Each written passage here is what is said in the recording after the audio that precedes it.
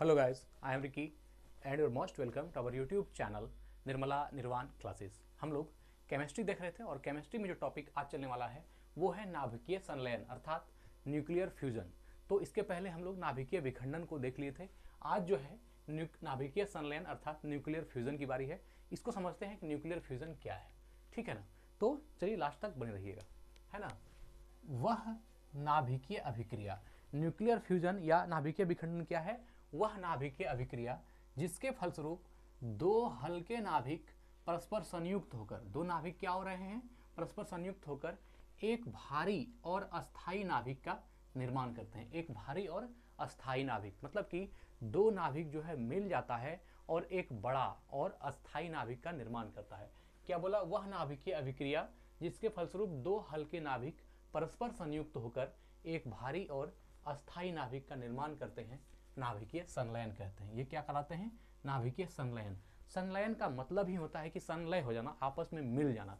तो यहाँ जो है कि जिसके वह नाभिकीय अभिक्रिया, नाभिकीय संलयन क्या है या न्यूक्लियर फ्यूजन क्या है? तो वह नाभिकीय अभिक्रिया जिसके फलस्वरूप दो हल्के नाभिक परस्पर संयुक्त होकर एक भारी और अस्थाई नाभिक का निर्माण करते हैं, नाभिकीय संलयन कहलाते हैं। इसको क्या बोलते हैं? नाभिकीय संलयन कहते हैं। जब दो नाभिक मिल करके आपस में एक बड़ा और भारी नाभिक का निर्माण करता है तो उसको हम लोग क्या कहते हैं, है ना। एक भारी और अस्थाई नाभिक का निर्माण करता है तो उसको हम लोग नाभिकीय संलयन कहते हैं या न्यूक्लियर फ्यूजन कहते हैं। जबकि नाभिकीय विखंडन में क्या हो रहा था कि उसमें जो है एक बड़ा भारी नाभिक टूट कर दो छोटे छोटे नाभिक में बदल रहा था। जबकि यहाँ पर क्या है कि दो हल्के नाभिक मिलकर परस्पर एक बड़े नाभिक का निर्माण कर रहा है, वह जुड़ करके एक अस्थाई और भारी नाभिक का निर्माण कर रहा है। किसमें? नाभिकीय संलयन में, ठीक है।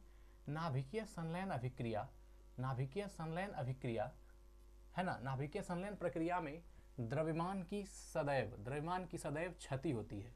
नाभिकीय संलयन प्रक्रिया में द्रव्यमान की सदैव क्षति होती है। हमेशा द्रव्यमान जो है घटता है, क्षति होती है। जो आइंस्टीन समीकरण क्या है? E बराबर mc स्क्वायर। आइंस्टीन समीकरण E बराबर mc स्क्वायर के अनुसार ऊर्जा में परिवर्तित हो जाती है। ये क्या होती है? ऊर्जा में परिवर्तित हो जाती है। ये जो आइंस्टीन समीकरण है E बराबर mc स्क्वायर, इसके तहत जो है वह ऊर्जा में परिवर्तित हो जाती है। आप जानते हैं कि आइंस्टीन समीकरण में E क्या होता है? एनर्जी होता है, और m जो है ये द्रव्यमान क्षति है, और जो c है ये प्रकाश का वेग है।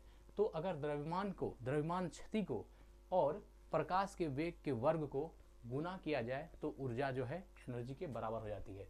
इसी चीज को आइंस्टीन साहब ने जो है सिद्ध किया है। तो नाभिकीय संलयन प्रक्रिया में द्रव्यमान की सदैव क्षति होती है, द्रव्यमान सदैव कम होता है, द्रव्यमान की क्षति होती है। जो आइंस्टीन समीकरण E बराबर mc स्क्वायर के अनुसार ऊर्जा में परिवर्तित होता है, वह द्रव्यमान जो है ऊर्जा में परिवर्तित हो जाती है, ठीक है।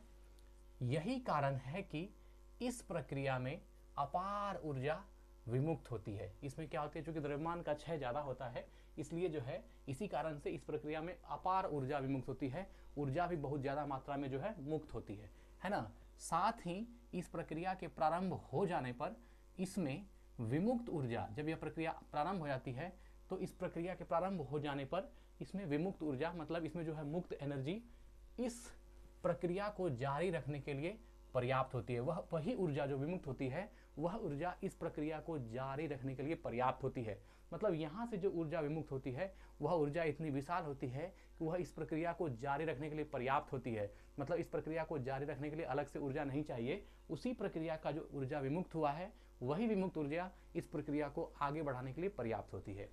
इसी चीज को लिखा गया। यही कारण है कि इस प्रक्रिया में अपार ऊर्जा विमुक्त होती है। अपार ऊर्जा क्यों विमुक्त होती है? क्योंकि इसमें द्रव्यमान की क्षति अपार होती है। तो जब द्रव्यमान की क्षति होगी तो ऊर्जा भी जो है अपार ऊर्जा विमुक्त होगी, और साथ ही इस प्रक्रिया के प्रारंभ हो जाने पर इसमें विमुक्त ऊर्जा इस प्रक्रिया को जारी रखने के लिए पर्याप्त होती है। अब उसमें इतना ऊर्जा विमुक्त हो गया कि उस प्रक्रिया को जारी रखने के लिए उतना ऊर्जा पर्याप्त होता है, ठीक है। चूंकि नाभिकीय संलयन, है ना, चूंकि नाभिकीय संलयन की प्रक्रिया अति उच्च ताप मतलब बहुत हाई टेम्परेचर, लगभग 10 लाख डिग्री सेल्सियस। अब बताइए ये कितना हाई टेम्परेचर है ना। चूंकि नाभिकीय संलयन की प्रक्रिया अति उच्च ताप लगभग 10 लाख डिग्री सेंटीग्रेड पर होती है। अब इतना हाई टेम्परेचर है और जब भी नाभिकीय संलयन की प्रक्रिया होगी वह 10 लाख डिग्री सेल्सियस पर जो है इतना टेम्परेचर चाहिए और इस टेम्परेचर पर जो है यह नाभिकीय संलयन की प्रक्रिया संभव होती है। चूंकि नाभिकीय संलयन की प्रक्रिया अति उच्च ताप लगभग 10 लाख डिग्री सेल्सियस पर होती है, इस कारण है ना, इस कारण इसे उष्मा नाभिकीय अभिक्रिया अर्थात थर्मोन्यूक्लियर रिएक्शन कहा जाता है। इसको क्या कहा जाता है? उष्मा नाभिकीय अभिक्रिया अर्थात थर्मोन्यूक्लियर रिएक्शन। अब थर्मोन्यूक्लियर रिएक्शन क्यों कहा जाता है या फिर उष्मा नाभिकीय अभिक्रिया क्यों कहा जाता है? क्योंकि ये बहुत उच्च ताप पर जो है यह अभिक्रिया होती है, बहुत हाई टेम्परेचर पर। अब 10 लाख डिग्री सेल्सियस का टेम्परेचर आप सोच सकते हैं कि यह कितना हाई है, और ये जब बहुत ज़्यादा टेम्परेचर पर चूंकि यह अभिक्रिया होती है इसलिए इसको क्या कहा गया? उष्मा नाभिकीय अभिक्रिया अर्थात थर्मोन्यूक्लियर रिएक्शन, है ना, उष्मा नाभिकीय अभिक्रिया अर्थात थर्मोन्यूक्लियर रिएक्शन कहा जाता है। सूर्य से प्राप्त होने वाली ऊष्मा, सूर्य में जो ऊष्मा प्राप्त होती है, सूर्य से प्राप्त होने वाली ऊष्मा एवं प्रकाश ऊर्जा का कारण, यही ऊष्मा नाभिकीय अभिक्रिया है। क्या बोला?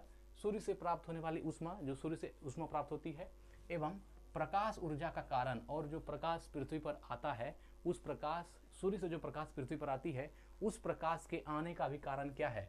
उसका भी कारण जो है आपका नाभिकीय संलयन अभिक्रिया है। सूर्य से प्राप्त होने वाली ऊष्मा एवं प्रकाश ऊर्जा का कारण यही ऊष्मा नाभिकीय अभिक्रिया है, मतलब कि थर्मोन्यूक्लियर रिएक्शन है। तो इस बात को आप याद रखिए कि जो हमें प्रकाश मिलती है सूर्य से, जो ऊर्जा के रूप में प्रकाश मिलती है, वहाँ सूर्य के अंदर भी नाभिकीय संलयन की ही प्रक्रिया हो रही है। वहाँ भी दो हाइड्रोजन मिलके, है ना, एक हीलियम गैस का निर्माण, हीलियम नाभिक का निर्माण कर रहा है और उससे जो है एनर्जी मुक्त होती है और वही एनर्जी जो है हम लोगों को प्राप्त होती है। तो सूर्य के अंदर भी नाभिकीय संलयन, न्यूक्लियर फ्यूजन का ही रिएक्शन हो रहा है और ऊर्जा हम लोगों को मिल जाती है। तो यही बोला कि सूर्य से प्राप्त होने वाली ऊष्मा एवं प्रकाश ऊर्जा का कारण यही ऊष्मा नाभिकीय अभिक्रिया है। ठीक है। अब है हाइड्रोजन बम। हाइड्रोजन बम, है ना, हाइड्रोजन बम जिसकी संहारिक क्षमता परमाणु बम से कई गुना ज़्यादा होती है। देखिए, परमाणु बम जो एटम बम होता है वह नाभिकीय विखंडन पर डिपेंड है ना, नाभिकीय विखंडन पर। लेकिन जो हाइड्रोजन बम है यह नाभिकीय संलयन पर डिपेंडेंट है और नाभिकीय संलयन ज़्यादा खतरनाक होता है। किससे? नाभिकीय विखंडन से। इसलिए जो हाइड्रोजन बम है वह परमाणु बम की अपेक्षा ज़्यादा खतरनाक होता है, ज़्यादा डेंजरस होता है, ज़्यादा से ज़्यादा क्षति कर सकता है। कौन? Hydrogen bomb. किसकी अपेक्षा? परमाणु बम की अपेक्षा, एटम बम की अपेक्षा।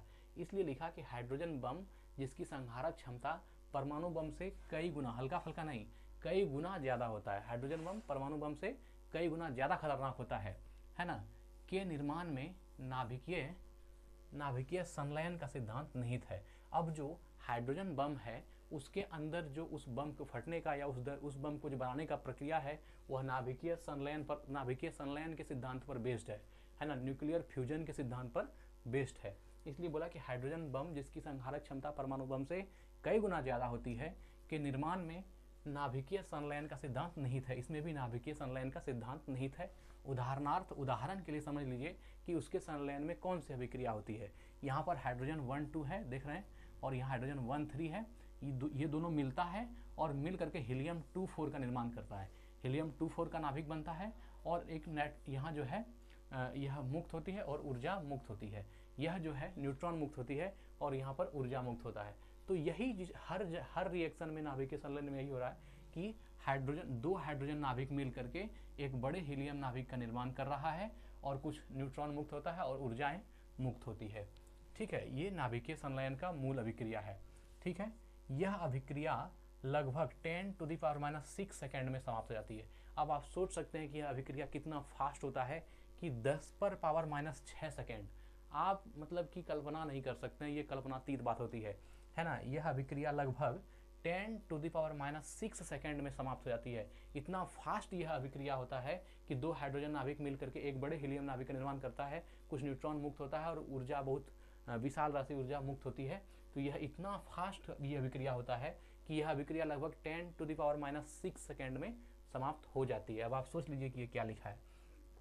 इस क्रिया में उत्पन्न न्यूट्रॉन, यहाँ जो न्यूट्रॉन उत्पन्न हुआ है ना, इस क्रिया में उत्पन्न न्यूट्रॉन पुनः प्लूटोनियम या यूरेनियम पर प्रहार कर उसे विखंडित करते हैं। यह अभिक्रिया होता है। ये जो आप न्यूट्रॉन देख रहे हैं यहाँ पर, यह न्यूट्रॉन प्राप्त होता है और यह न्यूट्रॉन क्या करता है, पुनः प्लूटोनियम और यूरेनियम में, यहाँ दो चीज़ें, एक प्लूटोनियम और यूरेनियम, यह है प्लूटोनियम या यूरेनियम पर प्रहार कर उसे विखंडित करता है। यही न्यूट्रॉन फिर से आकर के प्लूटोनियम को और यूरेनियम पर, इस दोनों पर प्रहार करता है और इसको क्या करता है, विखंडित करता है। तो इस तरह पहले हाइड्रोजन हाइड्रोजन मिल करके हीलियम नाभिक बनाएगा और ये न्यूट्रॉन मुक्त होगा और ऊर्जा मुक्त होगी। हमको मतलब किससे है, एनर्जी से, ऊर्जा मुक्त होगी। फिर ये न्यूट्रॉन जो है प्लूटोनियम या यूरेनियम पर प्रहार करेगा और पुनः इसको विखंडित कर देगा, किसको, यूरेनियम को फिर से विखंडित कर देगा। इस तरह से जो है चलता रहेगा। इसी कारण हाइड्रोजन बम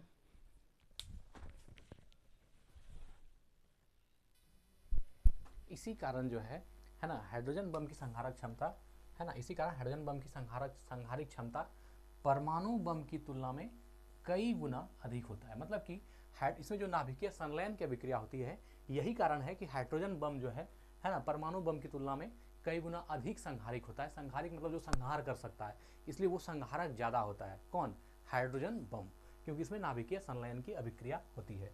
कुछ पॉइंट है, देख लीजिए। नाभिकीय संलयन की प्रक्रिया में संलयन करने वाले नाभिकों के द्रव्यमान से कम द्रव्यमान वाला नाभिक बनता है।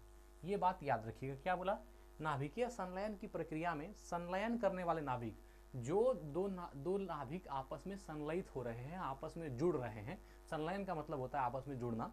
तो यहाँ पर नाभिकीय संलयन की प्रक्रिया में संलयन करने वाले नाभिक, जो भी दो नाभिक संलयन करते हैं, नाभिकीय संलयन की प्रक्रिया में संलयन करने वाले नाभिकों के द्रव्यमान से, है ना, संलयन करने वाले नाभिकों के द्रव्यमान से कम द्रव्यमान वाला नाभिक बनता है। मतलब कि जो जैसे मान लीजिए हम बात करते हैं यहाँ हीलियम 1-2 की और हीलियम 1-3 की, यह दोनों संलयित होकर के क्या बना, बड़ा नाभिक हीलियम 2-4 बना। तो इसमें जो इस दोनों का द्रव्यमान होगा, वो जो नया नाभिक बना है इससे ज़्यादा होगा। मतलब हाइड्रोजन 1-2 और हाइड्रोजन 1-3 का जो द्रव्यमान होगा वह हीलियम 2-4 से ज़्यादा होगा। यही बात बोल रहा है कि नाभिकीय संलयन की प्रक्रिया में संलयन करने वाले नाभिकों के द्रव्यमान, ये दोनों संलयन करने वाले नाभिक हैं, हाइड्रोजन 1-2 और हाइड्रोजन 1-3, है ना, संलयन करने वाले नाभिकों के द्रव्यमान से कम द्रव्यमान वाला नाभिक बनता है। तो इससे कम द्रव्यमान का नाभिक कौन है, हीलियम 2-4 है। इसी को बोला कि नाभिकीय संलयन की प्रक्रिया में संलयन करने वाले नाभिक के द्रव्यमान से कम द्रव्यमान वाला नाभिक बनता है।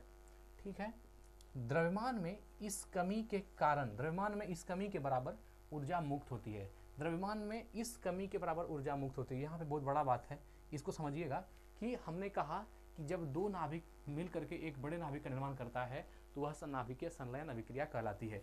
और जो दो नाभिक मिल के एक बड़े नाभिक का निर्माण कर रहा है, अगर हम द्रव्यमान की बात करें तो इस दोनों का द्रव्यमान जो है इस नाभिक से ज़्यादा होता है ना। यही बात यहाँ लिखा कि नाभिक के द्रव्यमान से कम द्रव्यमान वाला नाभिक बनता है। मतलब इस दोनों से कम द्रव्यमान का नाभिक है हीलियम 2-4। ठीक है। तो इसका द्रव्यमान क्यों कमा, इस दोनों का द्रव्यमान जब ज़्यादा है तो हीलियम 2-4 बनने के बाद इसका द्रव्यमान घट गया। वह द्रव्यमान कहाँ चला गया, वह द्रव्यमान ऊर्जा बन के निकल गया। यहाँ देखिए, द्रव्यमान में इस कमी के बराबर, अब चूंकि ये दोनों मिल करके हीलियम 2-4 बनाया और आप पाते हैं कि हीलियम 2-4 का द्रव्यमान जो है इस दोनों से कम है, तो बाकी द्रव्यमान कहाँ गया, उसी के बारे में कह रहा है। द्रव्यमान में इस कमी के बराबर ऊर्जा मुक्त होती है। जितना द्रव्यमान में कमी हुआ उतनी ही ऊर्जा मुक्त हुई, है ना, ऊर्जा मुक्त होती है। ठीक है, कि द्रव्यमान में इस कमी के बराबर जितना द्रव्यमान घटेगा उतना ही ऊर्जा मुक्त होगी, है ना, बराबर ऊर्जा मुक्त होती है। अब है नाभिकीय संलयन सूर्य के लिए ऊर्जा स्रोत है, सूर्य के लिए ऊर्जा का स्रोत है। मतलब सूर्य के ऊर्जा का स्रोत भी क्या है, नाभिकीय संलयन ही है। सूर्य में भी जो है ऊर्जा का स्रोत नाभिकीय संलयन ही है। अब है नाभिकीय संलयन कोमा विखंडन की विपरीत प्रक्रिया है। नाभिकीय संलयन जो है नाभिकीय विखंडन की विपरीत प्रतिक्रिया है। स्वाभाविक बात है, नाभिकीय संलयन में दो छोटे छोटे नाभिक मिलकर एक बड़े नाभिक का निर्माण करता है, जबकि नाभिकीय विखंडन में एक बड़ा नाभिक टूटकर खंडित होकर दो अलग अलग नाभिक का निर्माण करता है। हमने इसको पढ़ा है ना, कि जैसे यूरेनियम 92-235 है, वह टूटता है बेरियम और क्रिप्टन में, वह टूट करके जो है दो नाभिक का निर्माण करता है। ये नाभिकीय विखंडन में होता है। लेकिन नाभिकीय संलयन में हमने क्या पढ़ा कि दो हाइड्रोजन परमाणु मिल करके एक जो है नाभिक मिल करके एक बड़े हीलियम नाभिक का निर्माण करता है। तो यह नाभिकीय संलयन में होता है। इसलिए बोला कि नाभिकीय संलयन जो है नाभिकीय विखंडन की अपेक्षा विपरीत प्रक्रिया है। विखंडन में भारी आइसोटॉप विभाजित हो जाते हैं, भारी आइसोटॉप विभाजित हो जाते हैं। आपको पता होगा कि जो यूरेनियम 92-235 है यह टूट जाता है बेरियम 46-141 में और क्रिप्टन 36-96 में ये टूट जाता है। तो यह जो है नाभिकीय विखंडन की बात थी, है ना। लेकिन यह जो है नाभिकीय संलयन की बात है, इसलिए इसमें दो जुड़ करके एक बड़ा बनाता है, यहाँ एक टूट करके दो अलग अलग बनाता है, इसलिए नाभिकीय विखंडन कहलाया। और ये दो जुड़ के एक बना, इसलिए नाभिकीय संलयन कहलाया। मतलब दो नाभिक मिलकर के संलयित हो गए, इसलिए इसको नाभिकीय संलयन कहा गया। तो मित्र, हमने नाभिकीय विखंडन को भी इसके पहले वीडियो में देखा और नाभिकीय संलयन को भी आज देख लिया। ठीक है, मिलते हैं फिर अगली वीडियो में।